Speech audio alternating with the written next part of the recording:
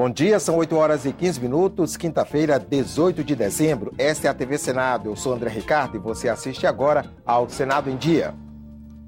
Final de ano movimentado. Foram diversas aprovações nesta quarta-feira. A reforma do Código de Processo Civil, o projeto que define o crime de feminicídio, o assassinato de mulheres com violência sexual ou doméstica.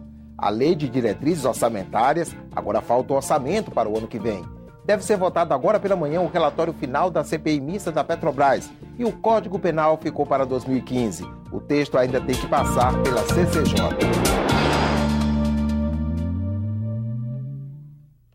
O plenário do Senado concluiu nesta quarta-feira a votação do Código de Processo Civil. Na terça, os parlamentares analisaram o texto principal. Ontem, aprovaram 11 pontos destacados do projeto. 3 itens foram rejeitados e 2 retirados. O novo código deve acelerar as decisões judiciais envolvendo bens e contratos entre particulares. O texto aprovado vai substituir a legislação atual, que já tem mais de 40 anos. É o primeiro Código de Processo Civil elaborado num regime democrático. Nós estamos construindo o monumento legislativo, um Código de Processo Civil cidadão. Foram mais de 100 audiências públicas, 60 mil e-mails coletados pela Comissão de Juristas, mais de 200 de contribuições da academia. O ministro do Supremo, Luiz Fux, também veio ao Senado. Ele presidiu a Comissão de Juristas que elaborou o texto em 2009. Segundo o ministro, o novo CPC vai reduzir o tempo dos processos pela metade. Há processos que levam 5 anos, processos que levam 10 anos. Então, evidentemente que esse código vai trazer instrumentos capazes de nós agilizarmos a prestação da justiça em todas as instâncias. O texto, que promete tornar a justiça mais ágil, propõe a redução de recursos, estimula a solução de conflitos por meio da conciliação e cria o incidente de demandas repetitivas. A primeira ação que chegar no tribunal, o tribunal instala o incidente e,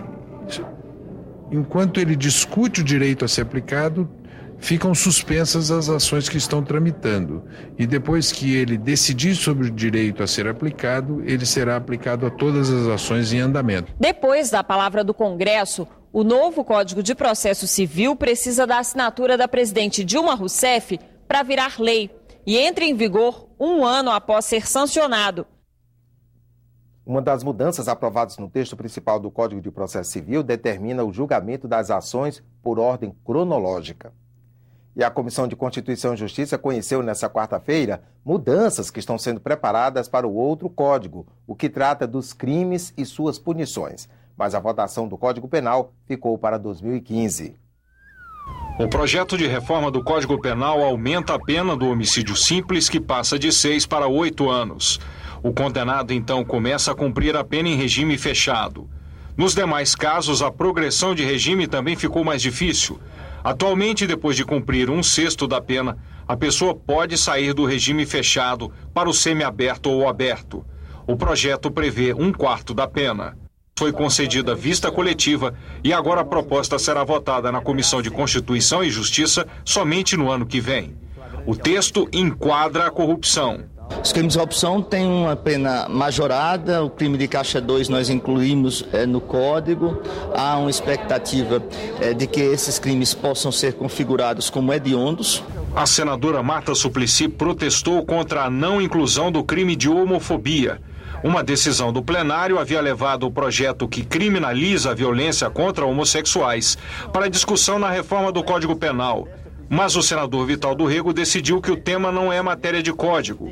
Agora o projeto que criminaliza a homofobia volta à Comissão de Direitos Humanos. O que não dá para entender na rejeição da emenda que nós hoje recebemos é por que existe crime de racismo, existe crime de religioso, existe crime de preconceito regional, nacional e não existe crime de orientação sexual, sendo que quem está morrendo na rua hoje é homossexual. É uma matéria que precisa ser tratada antes no impacto legislativo. Acho que esses crimes de ódio, eles devem ser punidos exemplarmente e espero que o Congresso se pronuncie, e ao se pronunciar nós possamos incorporar essa matéria especial ao novo Código Penal. Uma mudança no Código Penal que já tramitava no Senado foi aprovada em plenário. É o feminicídio, o homicídio qualificado por ódio às mulheres. Está mais perto de se tornar crime. A matéria segue para análise da Câmara dos Deputados. Existe uma característica muito própria da forma como a mulher é assassinada. Então isso qualifica, na verdade, aquele homicídio praticado por uma questão de gênero, pelo fato de ser mulher. Isso é importante para as pesquisas, isso é importante, inclusive, porque o crime ele vai ter uma pena maior e isso contribui para evitar que haja esse tipo de crime no nosso país. Uma CPI, 2 relatórios. A oposição apresentou nesta quarta-feira suas próprias conclusões sobre as denúncias de desvios de dinheiro na Petrobras. E o relator oficial da comissão de inquérito fez mudanças no texto que já estava pronto para ser votado. O relator alterou o texto apresentado na semana passada. Pede o indiciamento de 52 pessoas pelos crimes de lavagem de dinheiro, corrupção ativa e passiva e participação em organização criminosa. Entre elas, o doleiro Alberto Youssef, a contadora dele, Meire Posa, e os ex-diretores da Petrobras, Paulo Roberto Costa, Renato Duque e Nestor Cerveró. O deputado Marco Maia voltou atrás e reconheceu que foi um mau negócio a compra da refinaria de Pasadena, nos Estados Unidos. Disse que se baseou num parecer da Controladoria Geral da União, divulgado esta semana. Estamos, portanto, mudando o relatório no que diz respeito à Pasadena e admitindo aqui que, de fato, houve um potencial prejuízo na ordem de 561 milhões de dólares. A oposição não ficou satisfeita com as mudanças e apresentou um relatório paralelo. O documento aponta o desvio de 12 bilhões e meio de reais em contratos da Petrobras nos últimos 10 anos. Indica a participação de empreiteiras, funcionários e diretores da estatal e políticos, a maioria do PT, PP e PMDB. O texto pede o indiciamento de 61 pessoas, entre elas o deputado cassado André Vargas, os deputados Luiz Argolo e Mário Negromonte e o tesoureiro do PT, João Vacari Neto. Também pede que outras 36 sejam investigadas. Na lista estão os senadores petistas Gleice Hoffmann e Humberto Costa, Fernando Collor, do PTB, e o ex-senador tucano Sérgio Guerra, que morreu em março. A instauração do inquérito é fundamental para apurarmos a existência ou não do crime, mas é evidente que até o presente momento os indícios que existem é para a instauração do inquérito e não para condenar ou pré-julgar quem quer que seja. O que nós temos em relação aos polícias são informações de jornal, vazamentos de informações que não se confirmaram porque nós não tivemos acesso à delação premiada. O texto também pede a saída imediata de Graça Foster da presidência da Petrobras e o indiciamento dela por mentir à CPI mista. Em 11 de junho do corrente ano, reafirmou que não houve irregularidades na contratação da refinaria Abril e Lima em Pernambuco, fato sobre o qual ela efetivamente, por tudo que se disse aqui, tinha prévio conhecimento. Nós não podemos ser irresponsáveis de imputar responsabilidades à presidenta da Petrobras que ela não tem. Ela não apareceu, não esteve em nenhum momento, em nenhuma investigação, seja ela na Polícia Federal, no Ministério Público, ou até mesmo nos documentos que nós recebemos na CPMI, envolvida em qualquer tipo de esquema ou de corrupção na Petrobras. Aliás, a Petrobras tomou medidas. Quanto à compra de Pasadena, o relatório pede que sejam processados a diretoria executiva, os conselhos fiscal e administrativo da Petrobras, na época presidido por Dilma Rousseff. Pede ainda mais investigações para apurar se o Palácio do Planalto tem relação com o esquema de corrupção na estatal e recomenda nova CPI no ano que vem. O relatório apresentado hoje pelas oposições na CPMI da Petrobras, pelo deputado Carlos Sampaio, ele supre uma enorme lacuna deixada pelo relatório oficial. Eu vou discutir, talvez ainda durante o dia de hoje com o Carlos Sampaio, ver o que ele pretende, qual é o que ele gostaria de ver incluído no relatório, e se houver entendimento, acordo, nós podemos com tranquilidade incluir ou complementar o nosso relatório. Os senadores citados no relatório da oposição não se pronunciaram sobre o pedido para serem investigados. Às 10 horas da noite, os parlamentares tentaram votar o relatório oficial da CPI, mas não houve quórum e a votação foi remarcada para as 10 da manhã de hoje. O plenário aprovou na sessão desta quarta-feira o pagamento de pensão especial vitalícia à ex-ginasta Laís Souza, que ficou tetraplégica após um acidente no início do ano, enquanto treinava para as Olimpíadas de Inverno. Também foram confirmados 2 novos embaixadores. Alfredo César Martinho Leone vai representar o Brasil na Polônia e Maria Tereza Mesquita Pessoa vai ser a embaixadora no Nepal.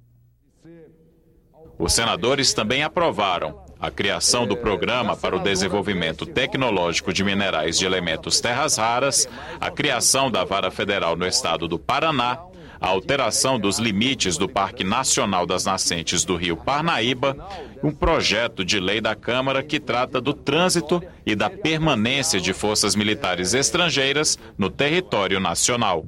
O plenário ainda autorizou para as cidades de Fortaleza, no Ceará, e São Luís, no Maranhão, a liberação de empréstimos de mais de 71 milhões de dólares.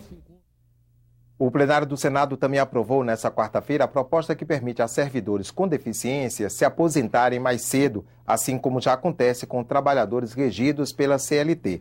O novo teto salarial para o serviço público, a MP que reajusta em 6,5% a tabela do imposto de renda e a proposta de emenda à Constituição que assegura que a pesquisa e a inovação tecnológica sejam assunto prioritário de Estado.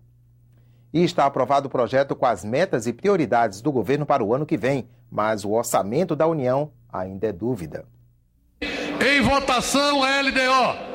Em votação da Câmara dos Deputados. Em menos de 1 minuto, o Congresso aprovou a lei que define as metas e prioridades do governo para 2015. Aprovado a LDO. O acordo entre governo e oposição permitiu que a matéria fosse analisada de forma simbólica. A rapidez da matéria tem a ver exatamente com a exaustão com que a matéria foi submetida na própria Comissão do Orçamento. Nós fizemos o acordo para votar tanto a LDO quanto o orçamento desde quarta-feira passada. Segundo a LDO, no ano que vem, o Produto Interno Bruto deve crescer 0,8%. A meta de superávit primário para a União, estados e municípios será de 66,3 bilhões de reais. Ela ainda estabelece que devem ser divulgados na internet com mais transparência ao público os dados sobre gastos e execuções do PAC e do Programa Brasil Sem Miséria.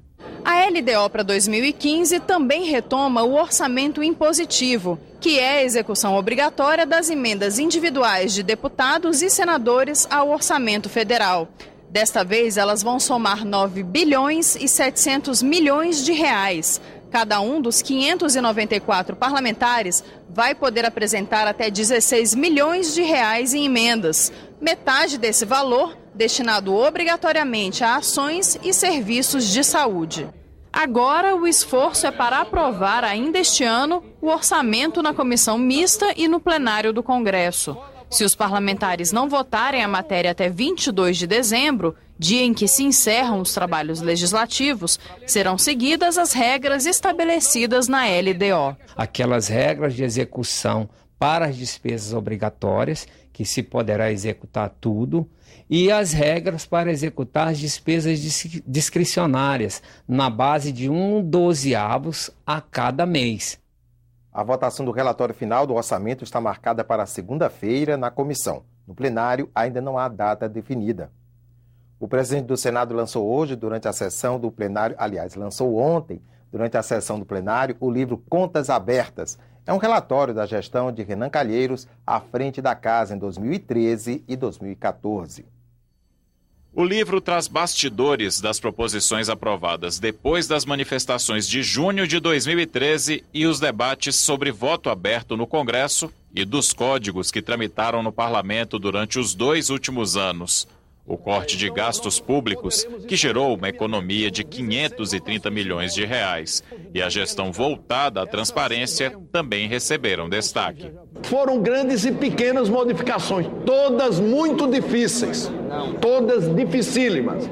A mais difícil delas foi permitir que servidores que ocupam cargo em comissão pudessem ser chefes de gabinete. Foi a primeira e mais difícil. E depois tivemos a mais difícil de todas, que foi colocar os salários dos servidores do Senado Federal no teto constitucional. Porque uma liminar do Supremo obrigou que nós citássemos um a um todos os servidores, quase 1.000, que estavam além do teto. E nós tivemos que citar um a um, cumprir a liminar e colocar a folha do Senado dentro da Constituição. Eu quero me parabenizar com Vossa Excelência pelo livro que lançou de Contas Abertas. Tenho aqui que saudar o lançamento desse livro e tenho que aqui testemunhar o esforço que Vossa Excelência fez aqui e testemunhar que de fato ocorreu aqui no Senado uma eficaz redução do custo final, do custo administrativo do Senado. Ficamos por aqui. No decorrer do dia você acompanha outras informações nos boletins do Senado Agora. Enquanto isso, continue assistindo a nossa programação.